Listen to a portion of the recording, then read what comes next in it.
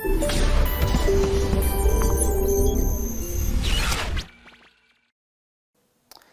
dear student, this is Avinash Kishore, your avian sir, present with the next chapter which is the second part of heat 2. अब इस part में हम लोग क्या क्या study करेंगे? सबसे पहला पार्ट जो स्टडी करेंगे वो होगा kinetic theory of gases, KTG, ये शॉर्टकट में बोलेंगे, काइनेटिक थ्योरी ऑफ गैसेस। और जो दूसरा पार्ट पढ़ेंगे वो होगा थर्मोडायनेमिक्स, तो शॉर्टकट में मैंने लिख दिया TD, थर्मोडायनेमिक्स। तो ये दोनों पार्ट इस चैप्टर में कवर होने वाला है, ठीक है। तो पहला पार्ट में क्या पढ़ेंगे? काइनेटिक थ्योरी ऑफ गैसेस, एक चैप्टर वो होगा और दूसरा चैप्टर क्या होगा? थर्मोडायनेमिक्स, ठीक है। तो फर्स्ट पार्ट शुरू करते हैं, वो है काइनेटिक थ्योरी ऑफ गैसेस। तो इस चैप्टर का नाम है काइनेटिक थ्योरी ऑफ गैसेस, ठीक, ये इस पार्ट में कवर होगा। अब इस काइनेटिक थ्योरी ऑफ गैसेस के चैप्टर में गैस के बारे में पढ़ने वाले हैं, ठीक है। इसके पहले जो फर्स्ट पार्ट मैंने पढ़ाया आपको हीट 1, उसमें हमने सॉलिड में किस प्रकार से हीट का ट्रांसफ़र होता है या लिक्विड के मिक्सिंग होने पे टेम्परेचर का इक्विलिब्रियम कैसे स्टैब्लिश होता है और रेडिएशन कैसे होता है, यानी कि मोड्स ऑफ हीट ट्रांसफ़र क्या क्या होते हैं, ये हमने पढ़ा। इस पार्ट में केवल गैस के बारे में बात होगी, ठीक है। तो गैस के बारे में स्टडी करने के लिए गैस के जो मेजरेबल क्वांटिटीज़ हैं, जो कि प्रेशर है, वॉल्यूम है, टेम्परेचर है, इनको आप मेजर कर सकते हो। लेकिन जो माइक्रोस्कोपिक पार्ट है, जो माइक्रोस्कोपिक टर्म है, जैसे speed, kinetic energy of gas, momentum, इनको आप सीधा सीधा मेजर नहीं कर सकते, क्योंकि गैस मॉलिक्यूल जो होता है, गैस पार्टिकल, वो बहुत टाइनी पार्टिकल होते हैं, तो उनका आप मोमेंटम मेजर नहीं कर सकते, काइनेटिक एनर्जी मेजर नहीं कर सकते। तो उनके जो मेजरेबल टर्म्स हैं, यानी कि प्रेशर, वॉल्यूम, टेम्परेचर, उनसे उनका क्या रिलेशन होगा, ये सब चीज़ें इस चैप्टर में पढ़ने वाले हैं। जैसे काइनेटिक एनर्जी को टेम्परेचर के टर्म में, जो टेम्परेचर तो मेजर किया जा सकता है, उसके टर्म में कैसे कन्वर्ट करेंगे, या प्रेशर को स्पीड से, या जो प्रेशर हमें पता है वो मेजर किया जा सकता है, उसको स्पीड से कैसे रिलेट करेंगे, क्योंकि स्पीड आप से ज़्यादा मेजर नहीं कर सकते। उसी तरह से मोमेंटम आप मेजर नहीं कर सकते। तो मेजरेबल टर्म और जो माइक्रोस्कोपिक पार्ट है, उनके बीच में एक रिलेशन स्टैब्लिश होगा। तो ये सब पार्ट इस चैप्टर में कवर करने वाले हैं, ठीक। तो पहले इस बात को समझते हैं कि आइडियल गैस क्या है, आइडियल गैस की इक्वेशन क्या है, और आइडियल गैस की इक्वेशन कैसे पहुंचा, कैसे उसको डिराइव किया गया, उसके बारे में हम लोग पढ़ते हैं। तो आइडियल गैस की इक्वेशन आपने वैसे केमिस्ट्री में पढ़ ही लिया होगा, क्योंकि एक चैप्टर आता है उसमें। तो PV = nRT होता है। तो ये इक्वेशन कैसे पहुंचा? तो उसके लिए कुछ एक्सपेरिमेंटल लॉज थे, कुछ गैस के लॉज थे, जिनके लॉज को पढ़ने के बाद उनको कंबाइन करके आइडियल गैस इक्वेशन बनाया गया। तो कौन कौन से वो गैस के लॉज हैं वो समझ लेते हैं पहले। तो गैस लॉज, सबसे पहला चार्ल्स लॉ।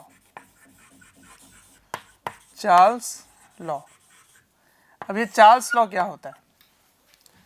चार्ल्स लॉ ये कहता है कि at constant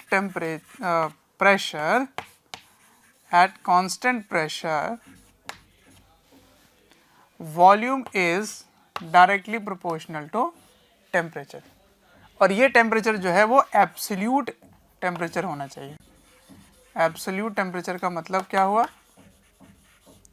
that is in kelvin में होना चाहिए, ठीक है, डिग्री सेल्सियस में नहीं होना चाहिए।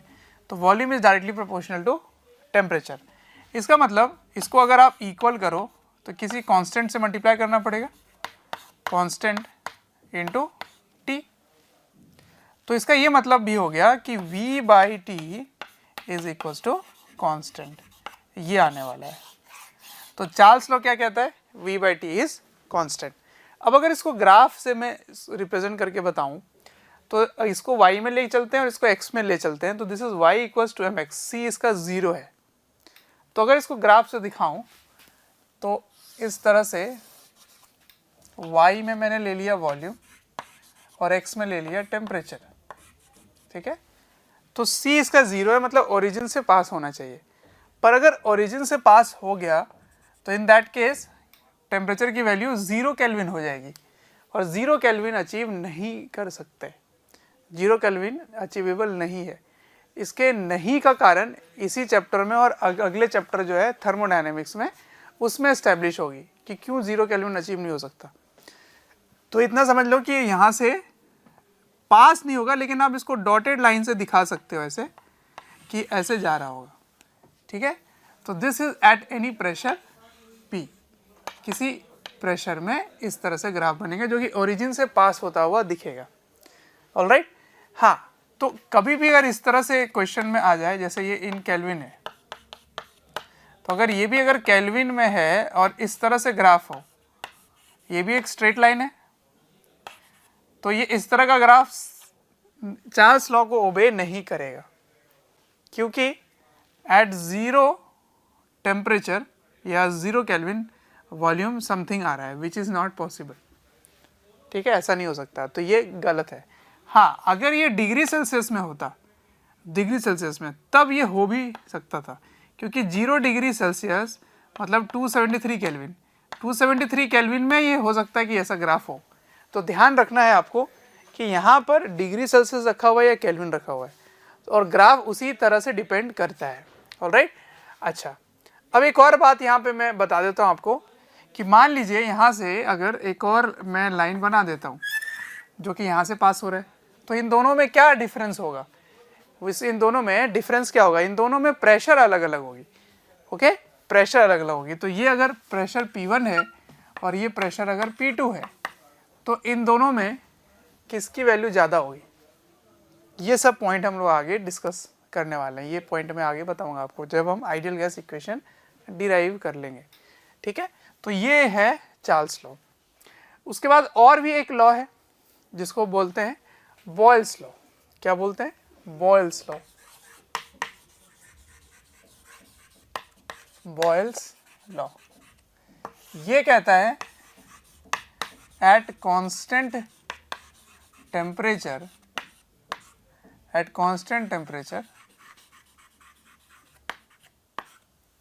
pressure is inversely proportional to volume.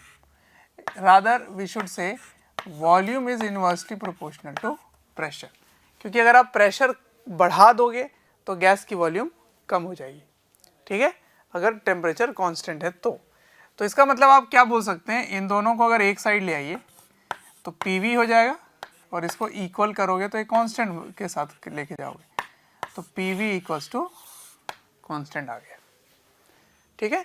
तो इसके इक्वेशन को सॉल्व करने के लिए आप क्या लिख सकते हैं, P1 V1 equals to P2 V2। तो किसी दो पॉइंट पर प्रेशर और वॉल्यूम का प्रोडक्ट कांस्टेंट रहेगा। उसी तरह से यहाँ पे भी आप बोल सकते हैं कि V1 by T1 equals to V2 by T2, इस तरह से। ओके, तो ये दो लॉज हो गए। अब तीसरा एक लॉ है, इसको कॉपी करो, मैं तीसरा बताता हूँ। तो तीसरा है गे-लेजैक्स लॉ। ये कहता है कि एट कांस्टेंट वॉल्यूम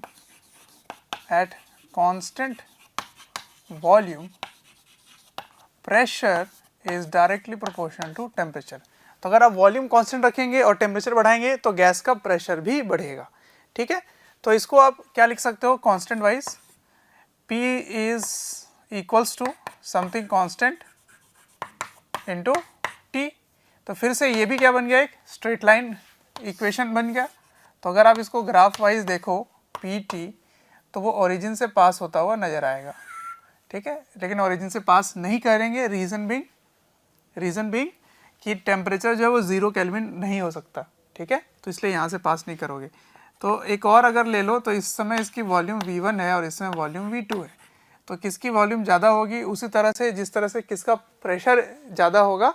ये दोनों ही कंसेप्ट मैं आगे अभी आपको बताने वाला हूँ कि दो ग्राफ अगर मिले, इसमें वॉल्यूम का कंपैरिजन कैसे करेंगे और इसके पहले जो मैंने बताया उसमें प्रेशर का कंपैरिजन कैसे करेंगे, अभी समझ में आ जाएगा थोड़ी देर में। तो इसको क्या लिख सकते हैं, P by T equals to constant. Similarly you can say P1 by T1 equals to P2 by T2। कब? Eight constant volume. ठीक है। अच्छा, तो बाकी दो लॉज क्या थे? बाकी दो लॉज से मैंने डिराइव किया, जैसे चार्ल्स लॉ से हमने क्या कर लिया डिराइव, कांस्टेंट प्रेशर पे V by T is constant, तो V1 by T1 equals to V2 by T2, उसमें ये आया। और बॉयल्स लॉ से क्या आया, P1 V1 equals to P2 V2, that is PV is constant. तो अगर इन तीनों को कंबाइन कर दिया जाए, तो combining all three equation, what do we get? P1 V1 by T1 equals to P2 V2 by T2, ये आ जाता है। ठीक है, इसका मतलब आप क्या कह सकते हो कि PV by T is constant, PV by T is constant and this constant is equals to NR। ठीक है, तो इसको क्या लिख सकते हैं, PV by T is NR और PV equals to NRT। तो ये पॉपुलरली क्या कहलाता है, it is popularly known as ideal gas equation. ठीक है, जिसमें से N और R क्या है, क्योंकि PV T तो हमें पता है, तो N और R होते हैं where N equals to number of moles and R equals to universal gas constant, universal gas constant। ठीक है, अगर ये कांस्टेंट है तो इसकी वैल्यू फिक्स होगी। क्या है वो वैल्यू, जो फिक्स वैल्यू है, that is 8.314 if it is taken in SI unit, joules per mole पर केल्विन। ठीक है, या फिर अगर इसको कैलोरीज में ले लें तो ये आ जाता है 2 कैलोरीज पर मोल केल्विन। ठीक है, तो ये यूनिवर्सल गैस कांस्टेंट है। तो अगर आप फिर से उसी दो ग्राफ पे पहुंच जाएं तो यहाँ से देखिए, P by T is constant, P by T is constant and what is that constant value, अगर आप इस इक्वेशन से लिखो तो P by T equals to NR by V, क्या आएगा इसमें, NR बाई V। इसका मतलब इसका जो स्लोप है, ये इसका क्या है, स्लोप, कांस्टेंट इज स्लोप, तो इसका जो स्लोप है that is inversely proportional to volume, है ना। अब देखो इसको ध्यान से, किसकी वॉल्यूम ज़्यादा है, सॉरी किसका स्लोप ज़्यादा है, जिसका एंगल ज़्यादा उसका स्लोप ज़्यादा, तो जिसका स्लोप ज़्यादा उसकी वॉल्यूम कम हो जाएगी। ठीक है, तो इसमें क्या लिखोगे, इसका स्लोप ज़्यादा है, as θ1 is greater than θ2, so volume 1 is less than volume 2। ठीक है, उसी तरह से उसमें भी कंपेयर कर सकते हो, जो इसके पहले मैंने आपको बताया चार्ल्स लॉ में, ऐसे ये P1 ये P2 VT ग्राफ है।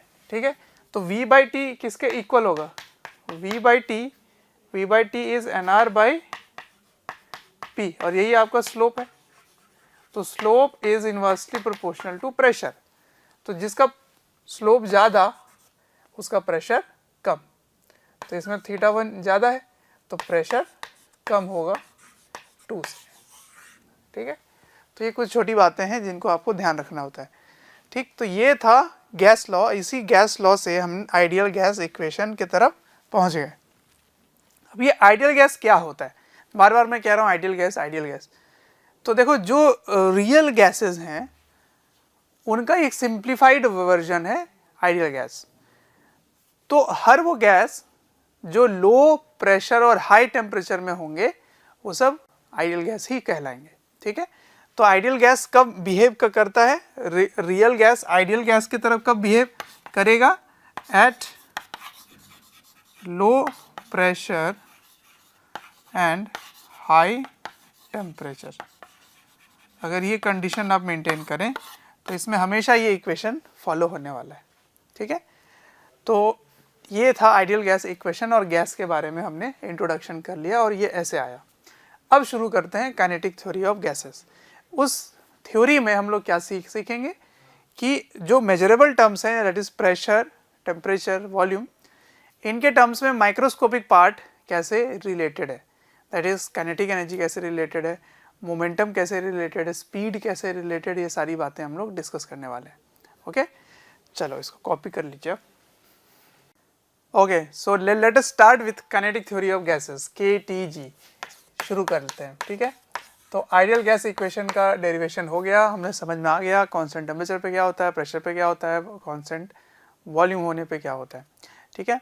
अच्छा, before we start kinetic theory of gases, there are some assumption taken for the ideal gas, क्योंकि जो भी डिस्कशन करने वाले हैं वो आइडियल गैस के लिए ही करने वाले हैं, और अगर आइडियल गैस के लिए डिस्कशन होने वाला है तो हमारे लिए कुछ अजम्पशन है जिनको हमें समझना बहुत ज़रूरी है। तो assumption of ideal gas, assumption of ideal gas, ideal gas का अजम्पशन क्या होगा, किसको हम लोग आइडियल गैस अज्यूम करेंगे। तो नंबर 1, देखिए वैसे तो कई सारे अजम्पशन है, पर हमारे काम के जो जो चीज़ें हैं वो मैं हाईलाइट करके दिखा देता हूँ आपको, ठीक है। सबसे पहला है कि कोई भी इंटरमॉलिक्यूलर फोर्स ऑफ अट्रैक्शन या रिपल्शन गैस मॉलिक्यूल्स के बीच में नहीं होगा, ना ही वो अट्रैक्ट करेंगे एक दूसरे को, ना ही वो रिपेल करेंगे एक दूसरे को, ठीक है। तो किसी भी टाइप का इंटरमॉलिक्यूलर फोर्स ऑफ अट्रैक्शन दूर दूर रहने पे नहीं होगा, लेकिन जब वो कोलाइड करेंगे तब फोर्स लगा सकते हैं, पर कोलिजन होने के पहले, है ना, जैसे दूर में रखे हैं तो ये नहीं कि एक दूसरे को अट्रैक्ट कर लेंगे वो, या वो रिपेल भी कर सकते हैं। जैसे चार्जेस अगर दूर में रखे जाएं तो पॉजिटिव पॉजिटिव रिपेल होगा, नेगेटिव नेगेटिव भी रिपेल होगा, लेकिन नेगेटिव पॉजिटिव जो है वो अट्रैक्ट होंगे, तो उनको दूर दूर भी रखोगे तो भी वो अट्रैक्ट कर लेंगे। पर यहाँ पर आइडियल वाले में कोई भी फोर्स एक्सर्ट नहीं होते हैं, ठीक है। तो पहली बात, नो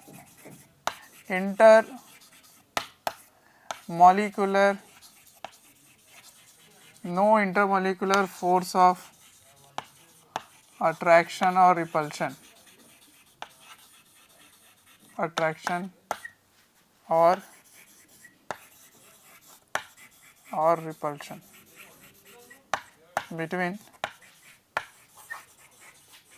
बिटवीन गैस मॉलिक्यूल्स, ठीक है। ये बात हो गई। अब इससे कंक्लूजन क्या निकलेगा, इसको समझना बहुत जरूरी है।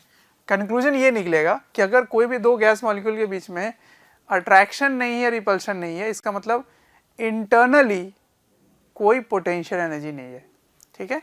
ये पॉइंट समझना बहुत जरूरी है। Means no internal potential energy, no internal potential energy, क्योंकि पोटेंशियल एनर्जी अट्रैक्टिव फोर्स के कारण ही आता है। और आगे पढ़ोगे कि पॉजिटिव चार्ज, दो पॉजिटिव चार्ज एक दूसरे को रिपेल कर रहे हैं तो पॉजिटिव चार्ज के कारण भी पोटेंशियल एनर्जी होगा, यानी कि रिपल्शन के कारण भी हो सकता है।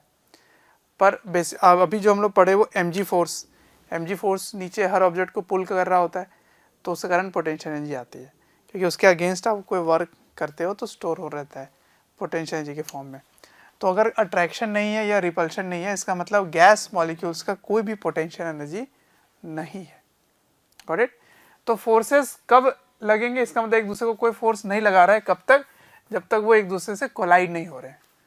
तो कोलिजन के कारण ही फोर्स लगेगा, वैसे कोई फोर्स नहीं लगेगा, पहला अजम्पशन। दूसरा, जितने भी गैस मॉलिक्यूल हैं उनका साइज जो है वो टाइनी स्फीयर की तरह अज्यूम किया गया है, बिल्कुल टाइनी स्फीयर, ठीक है।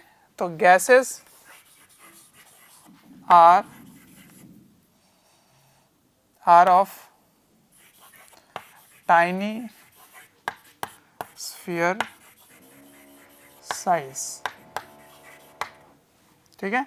तो जो भी गैसेस हैं उनका जो साइज है वो टाइनी स्फीयर है, बिल्कुल छोटी सी स्फीयर है। इसका क्या मतलब हुआ, मतलब समझ लेते हैं।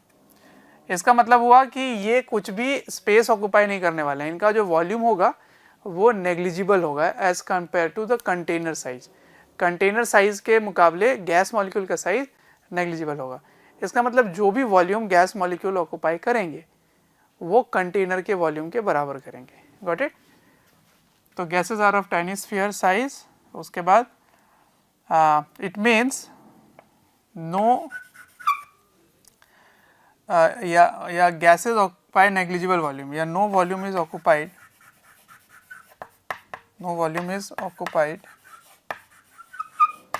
by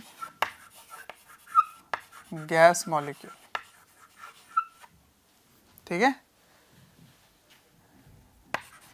volume of gases is actually volume of container,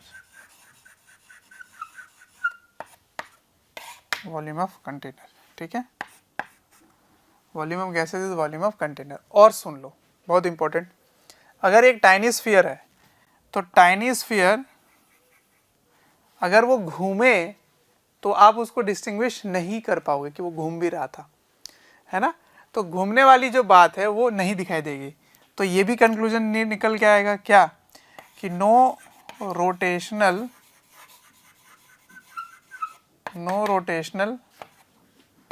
motion of a gas molecule. ठीक है, एक गैस का जो पार्टिकल है ना, एक ही एटम का है, तब की बात कर रहा हूँ। अगर दो एटम्स होंगे तब वो ऐसे बन जाएंगे एक डंबल की तरह, उस समय अगर वो घूमेगा तो आपको पता चल जाएगा। पर एक अगर छोटा सा एटम है, गैस का जो पार्टिकल है, तो गैसेस जो होंगे उनका, क्योंकि वो नेग्लिजिबल गैस मॉलिक्यूल जो है नेग्लिजिबल वॉल्यूम कर रहे हैं occupy, also the size is very very less because it behaves as just a point of object. इतना पॉइंट है कि इसको घुमाओगे तो पता ही नहीं चलेगा कि उसकी कुछ मोमेंट ऑफ इनर्शिया हुई भी, उसकी आर जो है वो 0 के बराबर होगी, इसलिए उसकी कोई भी रोटेशनल मोशन नहीं होगी। No rotational motion possible. इसका मतलब अगर आप काइनेटिक एनर्जी की बात करेंगे तो ओनली ट्रांसलेशन के कारण आएगा, रोटेशन के कारण नहीं आएगा। तो no rotational motion, only translational motion, only translational motion. ठीक है, सिर्फ ट्रांसलेशन मोशन ही पॉसिबल है। तो gases are of tiny sphere size, it means it does not occupy any space if the volume is only the volume of container। ठीक है, next point को समझते हैं। तीसरा पॉइंट है कि जो भी कोलिजन होगा वो कोलिजन किस नेचर की होगी, इलास्टिक, 100% इलास्टिक, मतलब कोई भी एनर्जी का लॉस नहीं हो रहा, सब अजम्पशन चल रही है, ध्यान रखना। तो ऑल collisions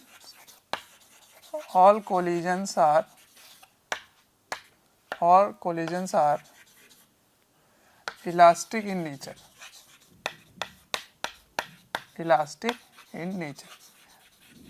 all मतलब किसके बीच की बात हो रही है, दो गैस या कंटेनर, इन्हीं दो में कोलिजन हो सकता है।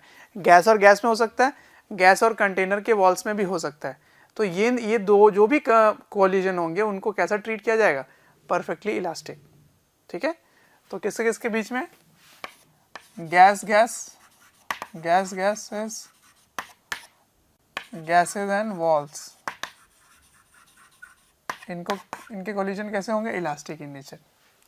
ठीक है, अच्छा नंबर 4, इनका गैस मॉलिक्यूल का जो मोशन होगा वो रैंडम होगा, है ना। Gases are always in constant random motion.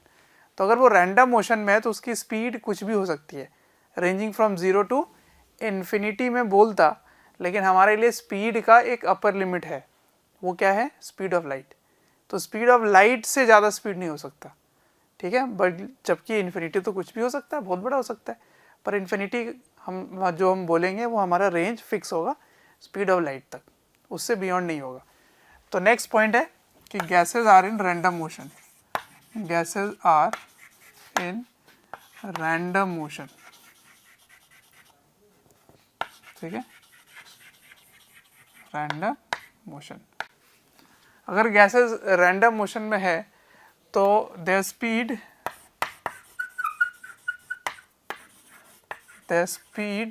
may range from 0 to मैं बोलूँगा वेरी लार्ज वैल्यू, ठीक है, मतलब less than speed of light हो गई। तो कंटिन्यूअस रैंडम मोशन में है और ऑलराइट, तो रैंडमली वो कहीं भी जाके कोलाइड करते हैं, वॉल्स के साथ भी कोलाइड करते हैं, आपस में भी कोलाइड करते हैं। जितने भी कोलिजन होंगे वो सारे इलास्टिक इन नेचर होंगे। उसके बाद इनकी जो साइज़ होगी वो टाइनी स्फीयर होगी।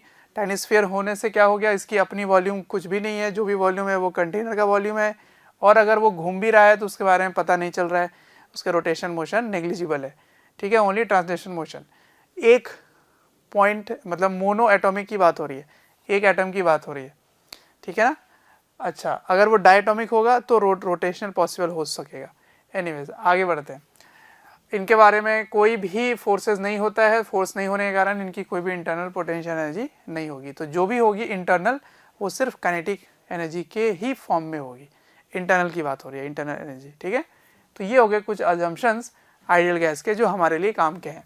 और भी कुछ अजम्पशंस हैं जिनको आप डिटेल में केमिस्ट्री में भी पढ़े होंगे गैसेस के बारे में।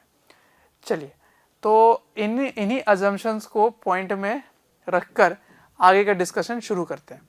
अब आगे सबसे पहले डिराइव करेंगे कि प्रेशर स्पीड के टर्म में कैसे रिलेटेड होगा, ठीक है, क्योंकि आप प्रेशर मेजर कर सकते हैं पर स्पीड मेजर नहीं कर सकते।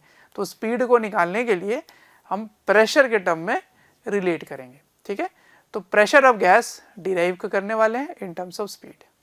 तो आइए बच्चों नेक्स्ट टॉपिक पढ़ते हैं जो है प्रेशर ऑफ गैस, ठीक है। ये एक कंटेनर है, कंटेनर के अंदर कई सारे गैस मॉलिक्यूल्स हैं, ठीक है। यहाँ पर गैस ऐसे कई सारे ऐसे गैस के मॉलिक्यूल्स हैं, इसका प्रेशर रिलेट करना है।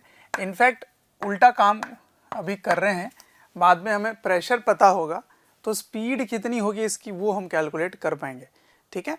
तो टॉपिक पढ़ रहे हैं pressure of gas, but actually में हम लोग यहाँ से स्पीड को रिलेट करेंगे प्रेशर के साथ। उसके बाद काइनेटिक एनर्जी को रिलेट करेंगे प्रेशर के साथ, टेम्परेचर के साथ किस तरह से रिलेट होगा वो हम पढ़ेंगे, ठीक है।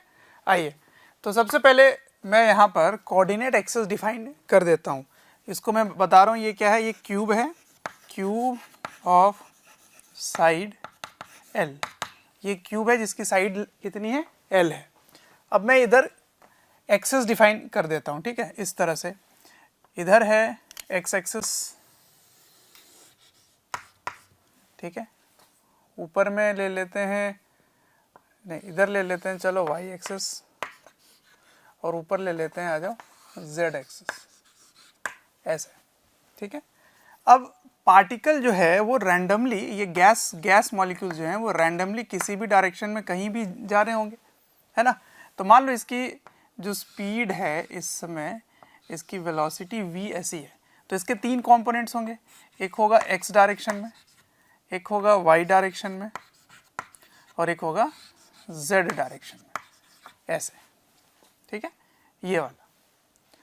तो मैं इस गैस मॉलिक्यूल का एक डायरेक्शन में स्टडी करूंगा, ठीक है, और मैं कैलकुलेट करूंगा कि इस फेस में इसने कितना प्रेशर एक्सर्ट किया, ये वाले फेस में। ये कौन सा फेस है, ये एक्स डायरेक्शन में है, और ये जो फेस है वो वाई जेड प्लेन के पैरेलल है, ठीक है ना, इसके पैरेलल है। इस पर कितना फोर्स लगा ये कैलकुलेट कर लेते हैं। उसके बाद हम ओवरऑल इसकी एनालिसिस कर लेंगे। तो मैं मान लेता हूँ कि ये जो गैस मॉलिक्यूल है इसका मास m है, ठीक है, और इसकी स्पीड क्या है v, जिसके तीन कंपोनेंट क्या है vx, vy और vz, करेक्ट।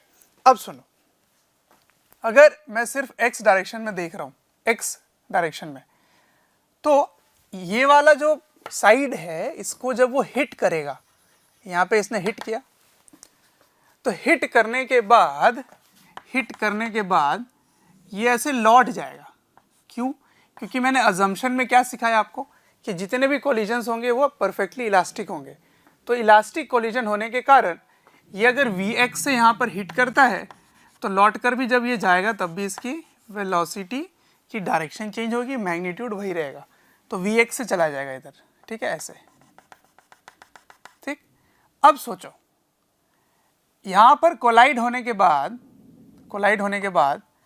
कितना टाइम लगेगा फिर से उसमें कोलाइड होने में, कितना टाइम लगेगा? दो कोलिजन के बीच का टाइम का गैप कितना रहेगा, ये आपको पता करना है। ठीक है, तो देखिए ध्यान से, सबसे पहले आप लिखेंगे टाइम गैप बिटवीन टू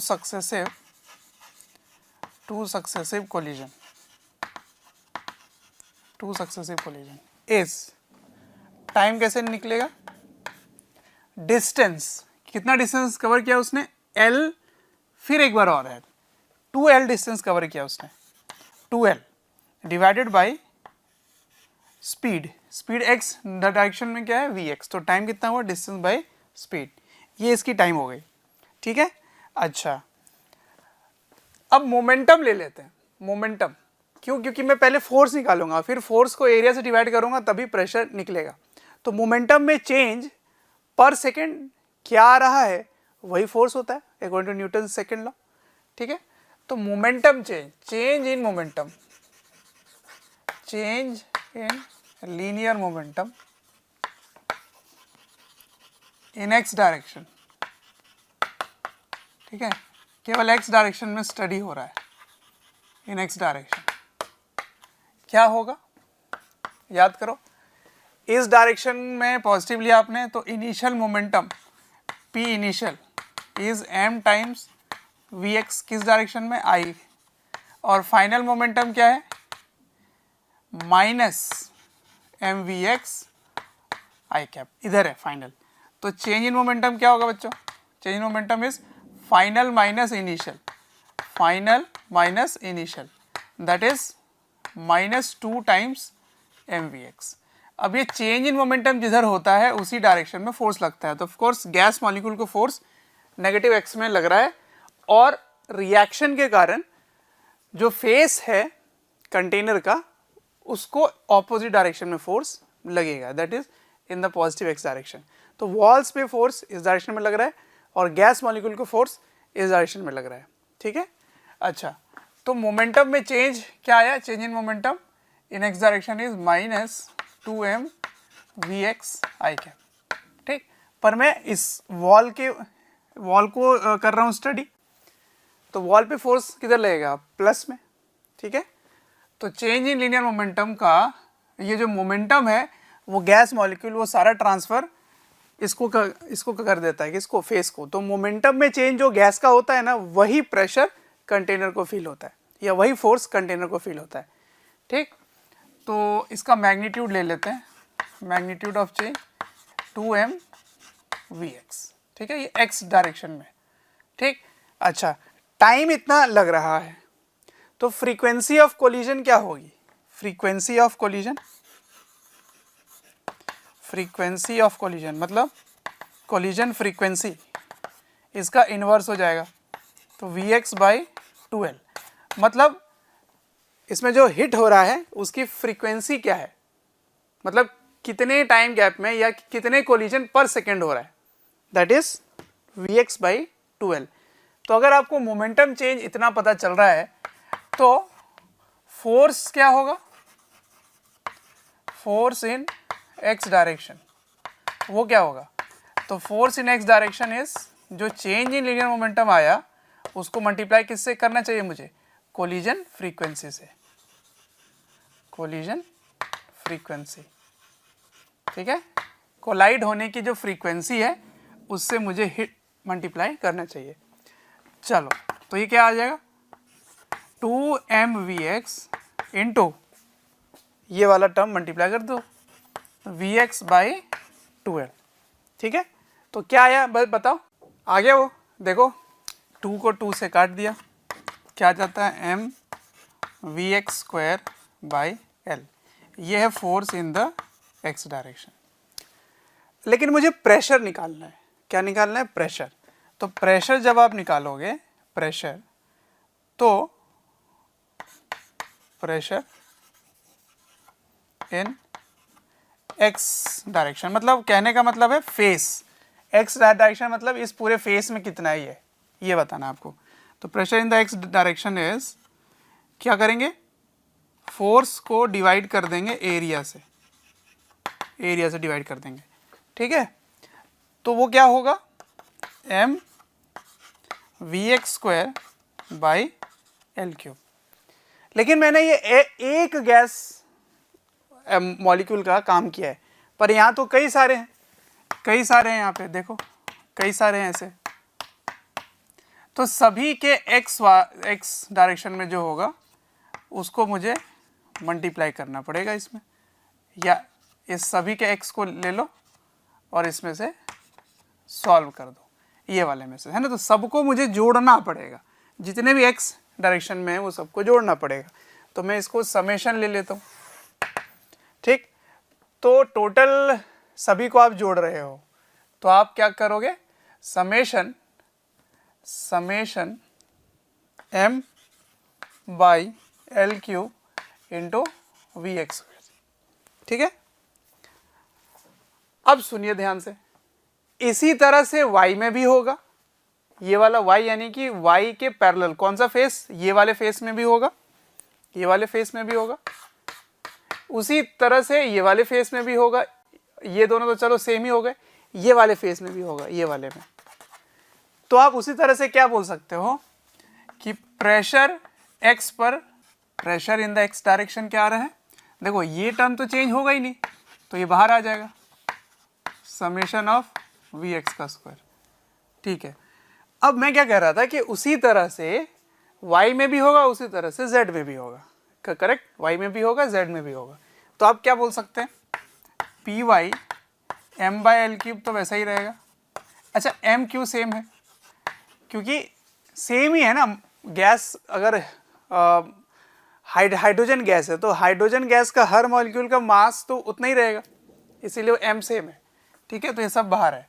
उसी तरह से z में क्या होगा, m by L³ summation Vz², ठीक है।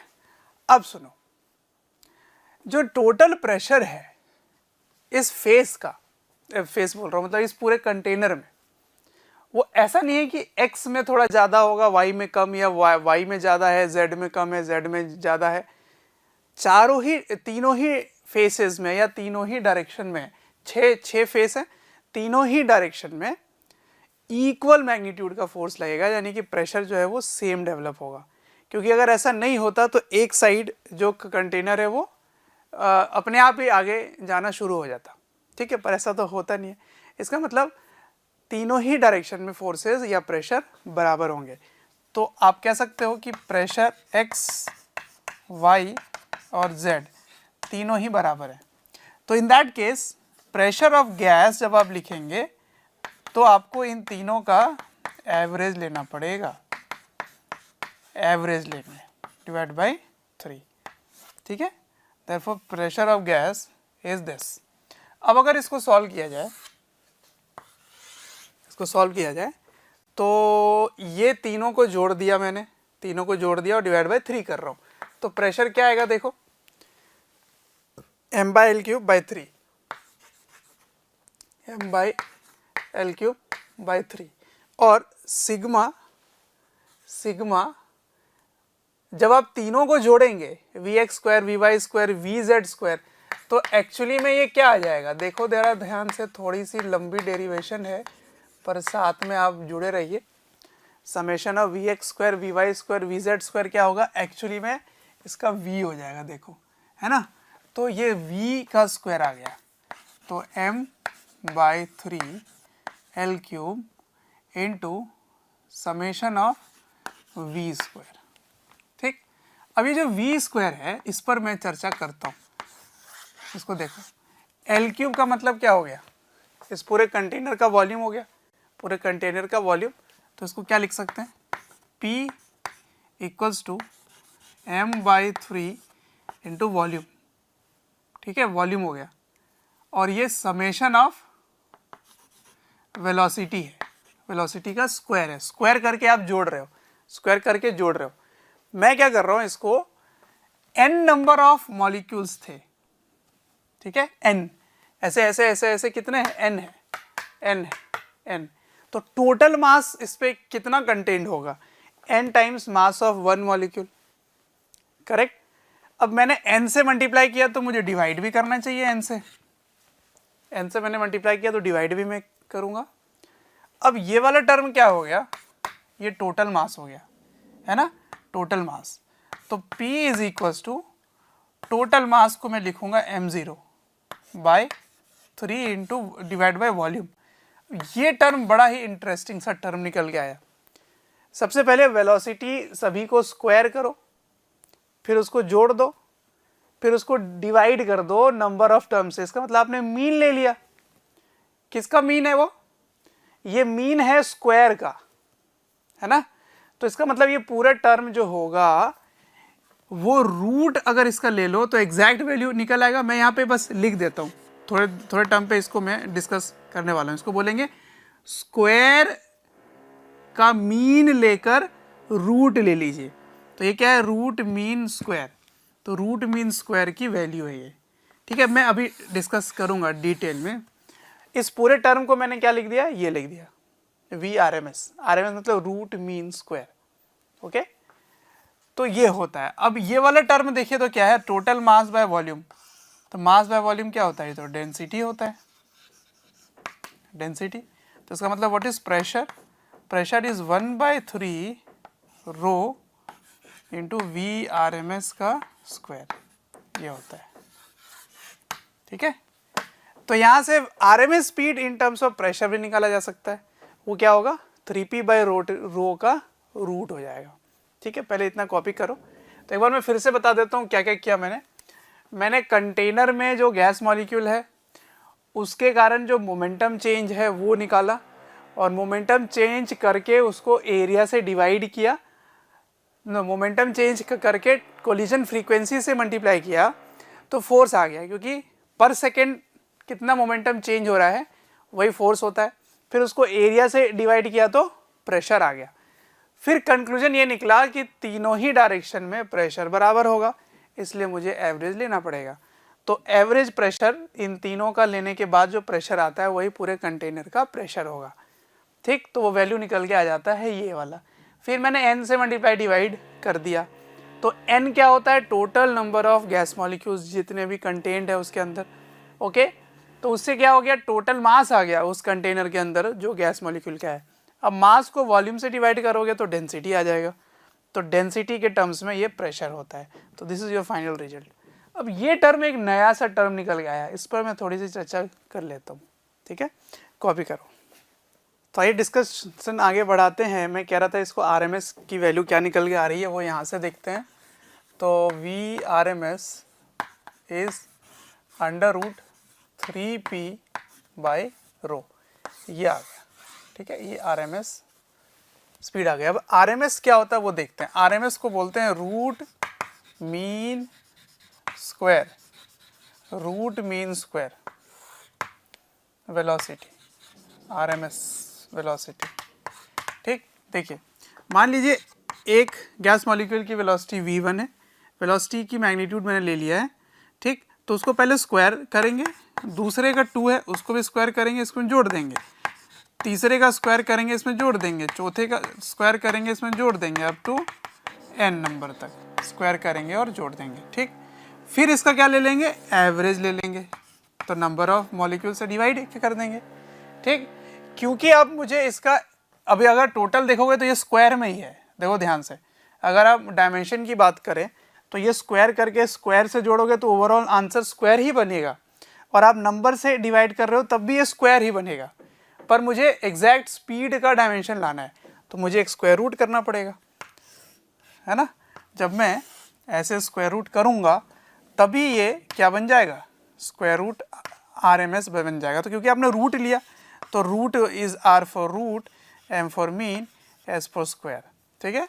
तो RMS root mean square velocity ऐसे लिखते हैं। तो किसी भी टर्म का स्क्वायर का किसी भी चीज़ का आप RMS ऐसे लिखते हैं, पहले उसको स्क्वायर करते हैं, फिर उसका मीन लेते हैं, फिर रूट ले लेते हैं, ठीक। अच्छा, अब वापस से यहाँ पे डिस्कशन लेके चलते हैं। देखिए एक चीज़ मैं आपको क्लियर कर दूँ, यहाँ देख के लगता है कि RMS की वैल्यू जो है, RMS स्पीड, वो प्रेशर पे डिपेंड करेगा, पर प्रेशर पे डिपेंड नहीं करेगा। क्योंकि जब आप प्रेशर बढ़ाओगे तो डेंसिटी भी गैस मॉलिक्यूल का बढ़ जाएगा, तो ओवरऑल रेशियो जो है वो कांस्टेंट ही रहेगा, ठीक है। क्योंकि जब आप प्रेशर बढ़ाते हैं तो वॉल्यूम कम हो जाता है ना, तो इसीलिए डेंसिटी बढ़ जाएगी। ओके, तो P बढ़ाने पे डेंसिटी बढ़ जाएगा at constant temperature, at constant temperature. ठीक है, therefore Vrms is independent of pressure. ठीक है, प्रेशर पे नहीं डिपेंड करता है आरएमएस ऑफ प्रेशर। ठीक है, तो आरएमएस स्पीड जो होता है वो प्रेशर पे डिपेंड नहीं करता, क्योंकि प्रेशर बढ़ाने पर डेंसिटी भी उतना ही बढ़ जाता है और इसीलिए ओवरऑल रेशियो उतना ही रहेगा। इसका मतलब वी आरएमएस सिर्फ टेम्परेचर पे डिपेंड करेगा। आगे मैं आपको बताऊंगा कि कांस्टेंट टेम्परेचर पे भी ये बात हो रही है। अब सुनते हैं। अब हाँ, मैंने आरएमएस सिखा दिया कैसे निकालते हैं। एवरेज निकालने के लिए क्या करेंगे बताना। एवरेज, अगर एवरेज वेलोसिटी पूछा जाए तो आप क्या करोगे, बस सभी का जोड़ निकाल कर divide by number of terms, ये हो गया आपका एवरेज। ठीक, अब इन सभी का टर्म कुछ आता है, ये इसको भी सॉल्व करेंगे तो कुछ आगे बन के आएगा, तो इसको भी सॉल्व करने पे आगे आएगा, तो फिर से एक टॉपिक के अंदर पढ़ेंगे। बट शुरुआत में जो मैंने आपको बताया कि प्रेशर किसी कंटेनर के अंदर क्या होता है वो इस फॉर्मूले से रिलेट करेंगे। ठीक है, और उसी से मैंने एवरेज वेलोसिटी भी निकाल दिया, वो इससे रिलेट करेंगे। Got it. तो ये हो गया पहला पार्ट। अब इस पर मैं ये बताने वाला हूँ कि काइनेटिक एनर्जी को कैसे रिलेट करेंगे। ऑलराइट, तो चलिए कॉपी कीजिए, आगे बढ़ते हैं। तो एक पॉइंट आप नोट करके रख लो कि ये जो कंटेनर में हमने ये सॉल्व किया अभी, है ना, ये कंटेनर वाला सॉल्व किया था। इस कंटेनर में जो वेलोसिटी में चेंज आ रहा है वो सिर्फ डायरेक्शन वाइज चेंज आ रहा है। ये बाद में भी इसी डायरेक्शन में इतने ही मैग्नीट्यूड से जा रहा है ऐसे। तो अगर मैं आपसे एवरेज वेलोसिटी पूछता, एवरेज वेलोसिटी बताओ ऑफ गैस मॉलिक्यूल, तो आप क्या बोलते हैं? Average velocity of gas molecule, वो जीरो हो जाएगा क्योंकि डायरेक्शन इनका ऑपोजिट हो गया। और एवरेज कैसे निकालते हैं? Final minus initial, final plus initial, minus नहीं होता है। एवरेज में सबको जोड़ते हो आप, फिर divide by number of term से करते हो। तो आप जब इसको ऐड करोगे ना तो एक प्लस में आएगा एक माइनस में आएगा, वो जीरो आ जाएगा। उसी तरह से अगर average momentum of gas molecule को पूछा जाए तो average momentum of gas molecule क्या आएगा? वो भी जीरो आ जाएगा। ठीक है, तो एवरेज मोमेंटम किस फैक्टर पे डिपेंड कर रहा है? किसी पे भी डिपेंड नहीं कर रहा है, क्योंकि आप चाहे कुछ भी कर लो, टेम्परेचर भी आप बढ़ाओगे तो ओवरऑल जो इसमें वैल्यू होगी वो उसकी डायरेक्शन ही चेंज हो रही होगी, मैग्नीट्यूड में कोई चेंज नहीं आएगा, है ना। तो इसीलिए ये एक वेक्टर क्वांटिटी होने के कारण जीरो हो जाएगा, क्योंकि आप वेक्टर तरीके से इसको जोड़ोगे। ठीक, तो ये पॉइंट ध्यान रखना। एवरेज वेलोसिटी जीरो होगा पर एवरेज स्पीड जीरो नहीं होगी। एवरेज स्पीड और भी चीज़ें जो हैं वो आगे हम लोग पढ़ने वाले हैं। ठीक है, चलो इसको कॉपी कर लीजिए आप। चलिए तो शुरू करते हैं। काइनेटिक इंटरप्रिटेशन ऑफ टेम्परेचर, मतलब टेम्परेचर का लेना देना काइनेटिक एनर्जी से किस तरह से है वो अब इस पार्ट पे डिस्कस कर लेंगे। देखिए अभी जो मैंने डिराइव करके बताया आपको प्रेशर, वो क्या निकल के आया था? Pressure is equals to 1/3 into total mass m0। ठीक है, जब आप टोटल मास लिए थे तो यहाँ पे वॉल्यूम लिया था आपने, क्योंकि डेंसिटी में वॉल्यूम आया था, इंटू Vrms का स्क्वायर, यही आया था। Do you agree? ठीक है, इस वॉल्यूम को ले आओ इधर तो बन जाएगा PV equals to 1/3 m0 Vrms square. ठीक है, अब इस PV के जगह क्या लिखा जा सकता है? nRT।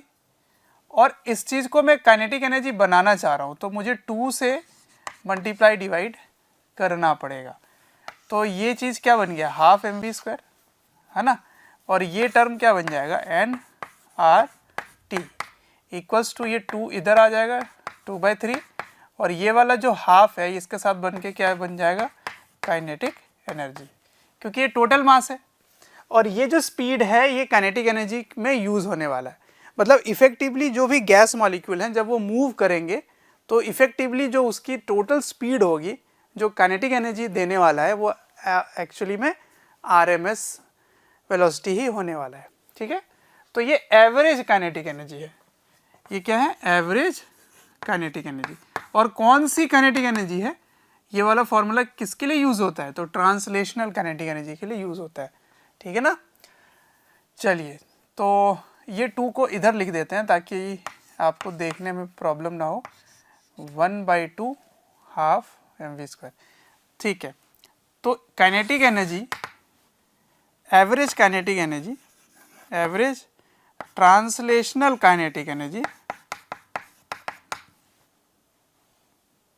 पर मॉलिक्यूल, पर मोल ले लेते हैं पहले, पर मोल, तो n जाके उधर जाके d डिवाइड हो जाएगा, 3 इधर आ जाएगा, तो क्या बन गया 3/2 RT हो गया। समझ आया क्या क्या किया मैंने, n से इसको डिवाइड कर दिया इधर, तो average translational kinetic energy per मोल की वैल्यू क्या आ गई, 3/2 RT। इसका मतलब काइनेटिक एनर्जी है ना, एवरेज पर मोल n है, इक्वल्स टू 3/2 RT, ये है।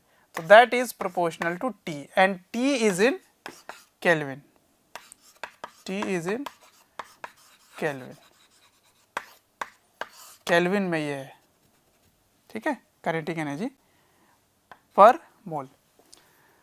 तो काइनेटिक एनर्जी जो है वो होल एंड सोल किस पे डिपेंड कर रहा है, टेम्परेचर पे डिपेंड कर रहा है।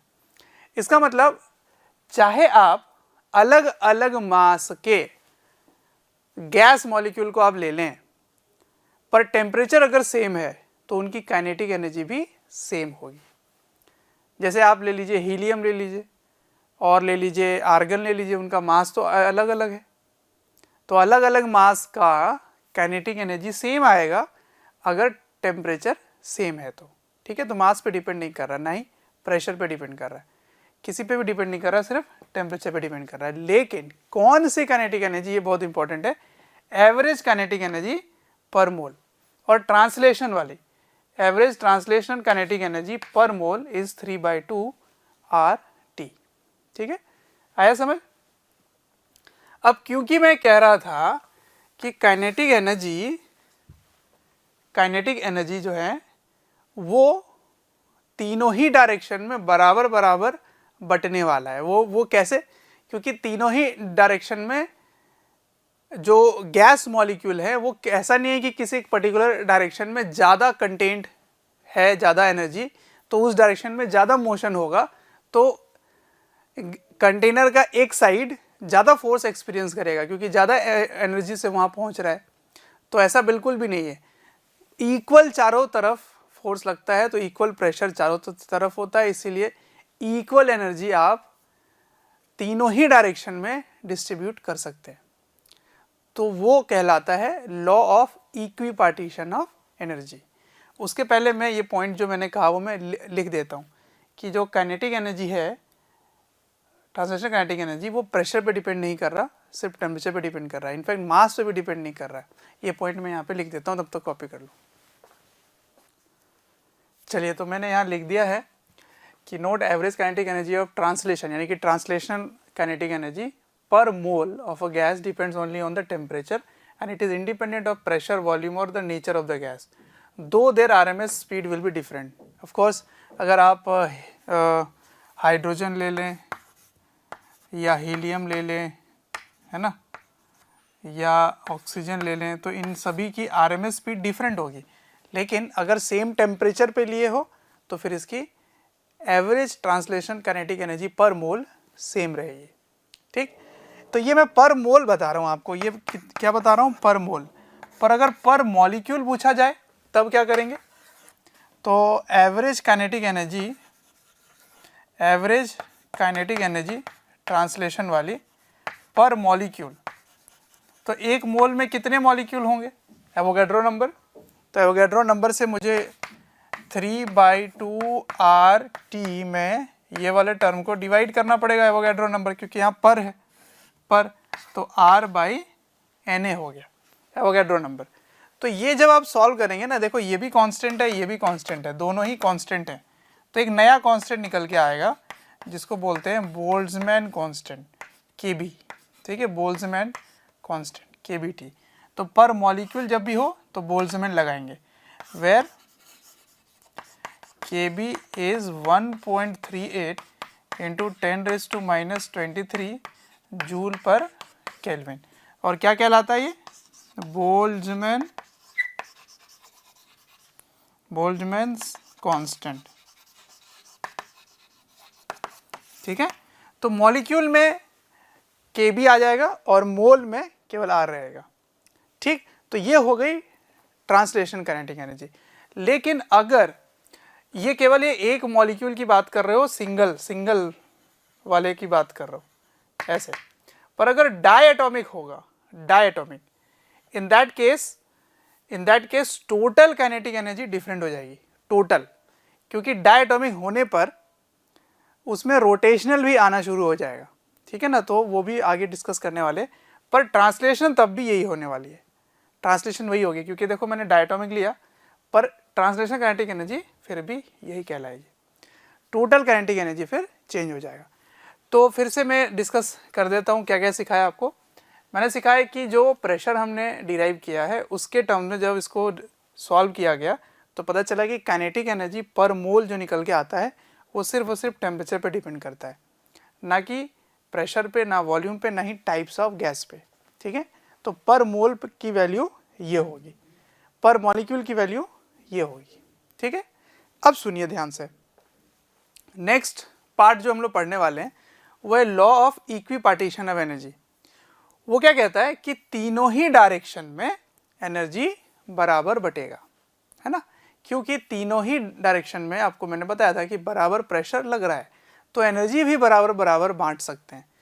तो देखिए टोटल इतनी है, तो एक पर्टिकुलर डायरेक्शन में जब लेकर जाओगे तो बराबर अगर बांटेंगे तो 1/3 जाएगा एक पर्टिकुलर डायरेक्शन में। तो इसका मतलब in a given direction it is 1/3 of this, that is half RT आ जाएगा। ठीक है ना, पर मोल में हाफ RT हो जाएगा और पर मॉलिक्यूल में हाफ KBT हो जाएगा, और T केल्विन में होना चाहिए। ठीक है, तो मैं आगे वही डिस्कस करने वाला हूँ, law of equipartition of energy, इसको नोट कीजिए। तो इससे पहले कि मैं वो टॉपिक शुरू करूं, पहले जो मैंने पढ़ाया उस पर क्वेश्चन का करा देता हूं ताकि जो छोटे से कंसेप्चुअल डाउट है वो दूर हो जाए। ठीक है ना, देखिए तो एक पहला क्वेश्चन मैंने पूछा है कि how many atoms of helium gas fill a spherical balloon of diameter 30 centimetre at 20 degree Celsius and 1 atmospheric pressure. ठीक है, ये पूछा गया आपसे। तो क्या क्या जानकारी है यहाँ पे? प्रेशर की जानकारी है, टेम्परेचर की जानकारी है, और इनडायरेक्टली वॉल्यूम भी दिया हुआ है, क्योंकि ये स्फेरिकल बलून है तो वॉल्यूम भी पता है। तो आपको P पता है, V पता है और T पता है, तो आप नंबर ऑफ मोल्स निकाल सकते हैं। तो नंबर ऑफ मोल्स निकल गया तो नंबर ऑफ मॉलिक्यूल्स भी निकल आएंगे। सही है, तो सबसे पहले वॉल्यूम निकाल लेते हैं। तो volume is equals to 4/3 pi r³। ठीक है ना, तो 4/3 इंटू पाई को रख देते हैं 3.14, और r कितना हो गया देखो 30 सेंटीमीटर डायमीटर है, तो उसको 0.15 लिखोगे मीटर में, तो इतना क्यूब हो गया, है ना, तो ये मीटर क्यूब आ जाएगा, मीटर क्यूब। ठीक, तो इसको अगर आप सॉल्व करें तो इसका आंसर आता है 1.41 इंटू 10⁻⁻² मीटर क्यूब, ये आपका वॉल्यूम आ जाता है। ठीक, अब आपको नंबर ऑफ मोल्स निकालना है, नंबर ऑफ मोल्स। उसके लिए जो टेम्परेचर है वो देखना पड़ेगा आपको। टेम्परेचर में ध्यान दीजिए, टेम्परेचर इज 20 डिग्री सेल्सियस, लेकिन इसको केल्विन में कन्वर्ट करना पड़ेगा, इंटू 20 इज 293 केल्विन। ठीक, तो नंबर ऑफ मोल्स कैसे लिखोगे? PV/RT। अब P देखो एटमॉस्फेयर में है, एटमॉस्फेरिक प्रेशर है, तो इसको पास्कल में कन्वर्ट करना होगा 0.1 इंटू 10⁵, है ना, पास्कल हो गया, या न्यूटन पर मीटर स्क्वायर हो गया। ओके, ये ऐसा यूनिट हो गया। अच्छा, वॉल्यूम क्या लिखेंगे? यहाँ से लिखेंगे वॉल्यूम, तो 1.41 इंटू 10⁻² हो गया, ये हो गया मीटर क्यूब। अच्छा, R फिर ऐसा यूनिट में लेना होगा, तो 8.314, ये भी ऐसा यूनिट में आ गया, है ना, जूल पर मोल केल्विन। अच्छा, और टेम्परेचर कितना है? 293 केल्विन। ठीक, तो इसको भी जब आप कैलकुलेटर से सॉल्व करोगे तो इसमें मोल्स आ जाते हैं 0.58 के आसपास, ठीक है। तो इतने नंबर ऑफ मोल्स आ जाएंगे।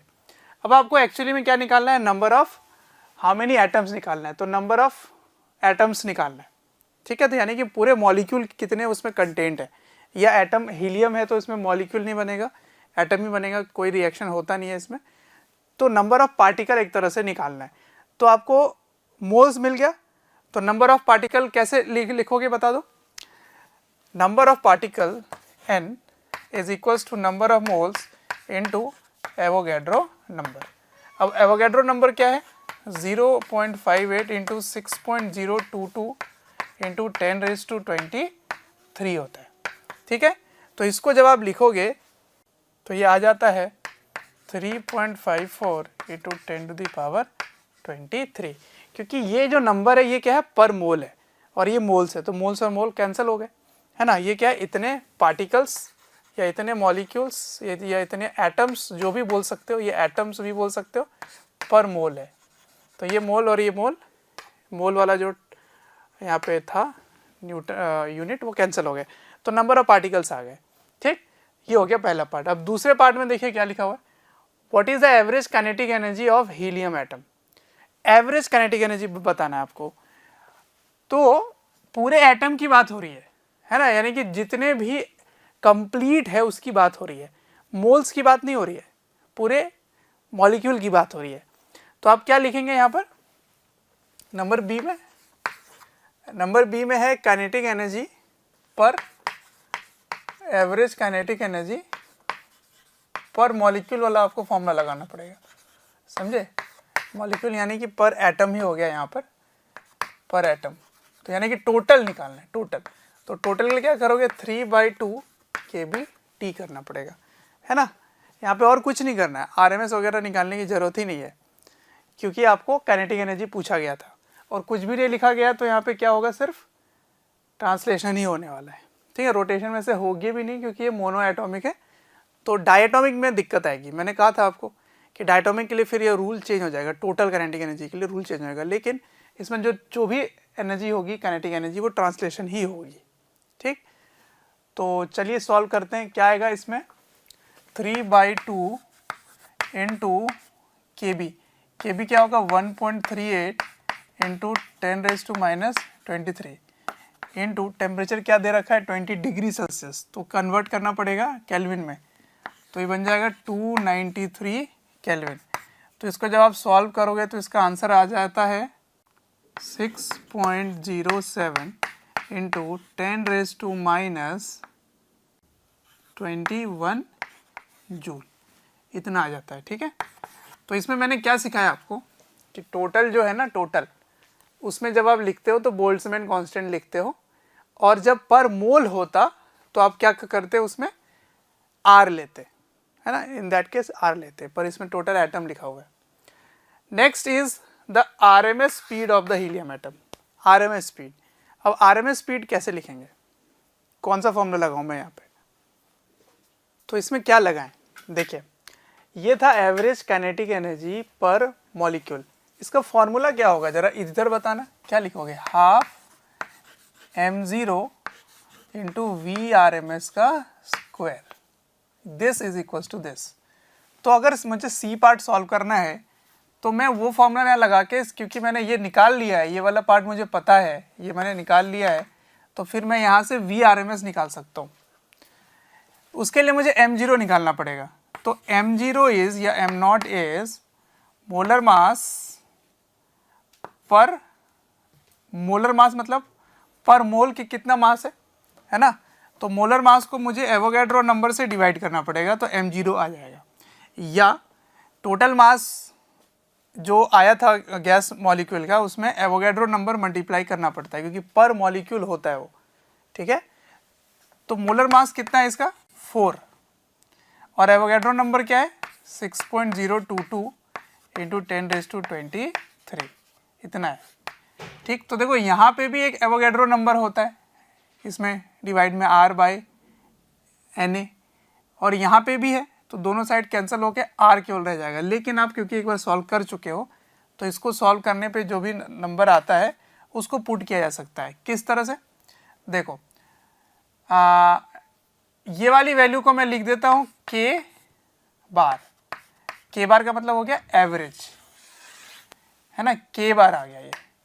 तो आप लिखेंगे, इसका जो भी आंसर आएगा बाद में करते हैं, के bar is half m0 VRMS square.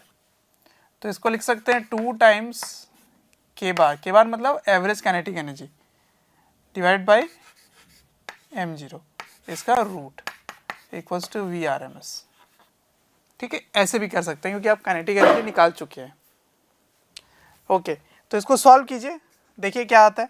m0 मैंने निकाल रखा है, के यहाँ निकाल रखा है, इसको सॉल्व करो, इसको पुट करो, मैं अभी सॉल्व करता हूँ। तो इधर मैंने क्लीन कर लिया है। देखिए, सबसे पहले इसकी यूनिट आपको समझ में आना बहुत ज़रूरी है। ये 4 जो होता है ये ग्राम पर मोल होता है, ठीक है, और ये इतने मॉलिक्यूल्स पर मोल हैं। तो ये मोल और मोल कैंसिल, मॉलिक्यूल तो नंबर ही हो गया, इसका मतलब ये ग्राम में आ जाएगा। तो ये आ जाता है 6.65 इंटू 10⁻⁻24 ग्राम पर। ऐसा यूनिट में काम करना है मुझे, तो इसको केजी में कन्वर्ट करने आना चाहिए, तो 27 हो जाएगा ये। ठीक है, तो इसको कन्वर्ट करके लिख देंगे 27 और ये बन जाएगा फिर केजी में। ठीक है, इसको यहाँ डालो, ये वैल्यू पता ही है, इसको सॉल्व कर लेते हैं, आ जाओ। तो VRMS इज 6.07 इंटू 10⁻⁻21। ठीक है, इसको 2 से मल्टीप्लाई करना है क्योंकि देखो फॉर्मूले में लिखा हुआ है बाय m0। m0 क्या आया था 6.65 इंटू 10⁻⁻27 kg है ये, इसमें रूट लगा दो। तो इसको सॉल्व करोगे तो इसका आंसर आ जाएगा 1.35 किलोमीटर पर सेकेंड। ये हो गए VRMS। ठीक, तो इससे सिखाना क्या चाह रहा हूँ मैं, पहली बार कि m0 क्या है ये समझ में आ गया आपको। उसके बाद ये जो काइनेटिक एनर्जी पर मॉलिक्यूल होता है या एटम होता है उसमें m0 आता है और RMS स्पीड आती है, और ये किसके बराबर होता है, तो बोल्ट्जमैन कांस्टेंट के बराबर होता है। वहाँ एवोगैड्रो नंबर डिवाइड होता है R से। ठीक है, तो ये समझाने के लिए मैंने क्वेश्चन लिया था। ओके, चलिए इसको कॉपी कर लीजिए। Okay, next question is a cylinder contains a mixture of helium and argon gases in equilibrium at 150 degree Celsius. Temperature given है, ठीक है, और इक्विलिब्रियम में मतलब दोनों का टेम्परेचर सेम है। What is the average kinetic energy of each type of gas molecule और what is the RMS speed. दोनों का RMS स्पीड बताना है और एवरेज काइनेटिक एनर्जी बताना है। तो अब तक समझ आ गया होगा कि एवरेज काइनेटिक एनर्जी दोनों के सेम ही होने वाले हैं क्योंकि टेम्परेचर सेम है। तो नंबर 1 एवरेज काइनेटिक एनर्जी के बार लिख देता हूँ मैं इसको, is same for both because